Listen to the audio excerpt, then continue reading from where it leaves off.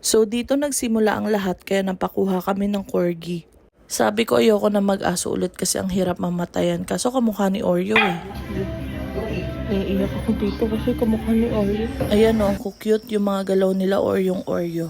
Matagal na din akong kinukulit ni Jobert kaya napoo ako at tinawagan agad namin yung contact namin. So, sorry bali Sunday sa Marikina na lang po, no? Ano pala yung naabuo natin? Aso pala. Ano naman nga? Ano si Jobert? Lagot ka kay tita. Ayaw niya nga magdagdag ng aso. Dagdag ka na naman eh. Kaya pagbalik namin ng Manila, agad kami pumunta sa Pet Express. Dito kami sa Pet Express kasi bibili kami ng gamit ni Bisco. At kami ng higaan niya. Ito parang silk oh. Ang mahal naman ng mga laruan ng aso. Ayan, nakabili na kami. Hindi pa kompleto yan pero umabot agad ng 2-1. On the way para sunduin ang aming bunsong anak na si Biscoff. Grabe, umitim talaga ako sa Siargao. Anyways, we're excited to see you. See you later. Daddy Shark, see you later. Meet Biscoff, our new baby.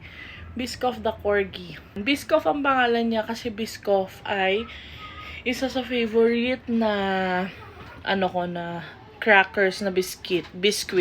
Tapos ang Biscoff is mahal at mahirap hanapin, which is si Biscoff. Tapos lahat ng dog ko ay pangalan ay matamis na biscuit. Like Oreo, Fudgy, ngayon naman si Biscoff. Hyro, meron din parang Hyro yung kapatid ni Fudgy, kaso namatay yun agad. So yun. Yan o, ang laki ng kamay niya, ng paws niya, tapos ang laki ng tenga niya.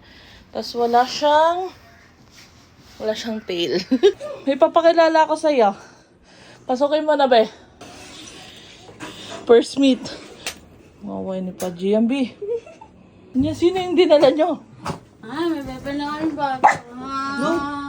Ang galit siya, B. Bebe na kami ba? Hindi na si Pati. Anak ko. Paamay mo. Ano kanin natin? May sobra kaming yung unan para sa kasal. Ayan, sa kanya na napunta. Fudgy. Kay Biscoff yan, Paji. Hindi sa inyo. Fudgy, kay Biscoff yan, bitawan mo yan. Bitawan mo yan, laruan ni Biscoff yan. Talaga inang kanya na yung laruan ni Biscoff, oh. Oh.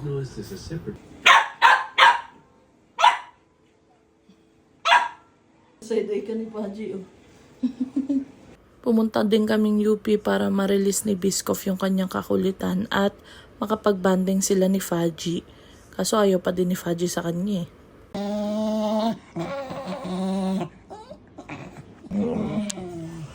Batiin mo naman, tinan mo ang cute to. Hindi mo man lang i-close. Ayaw sa'yo mo kapag close ni Fudgy.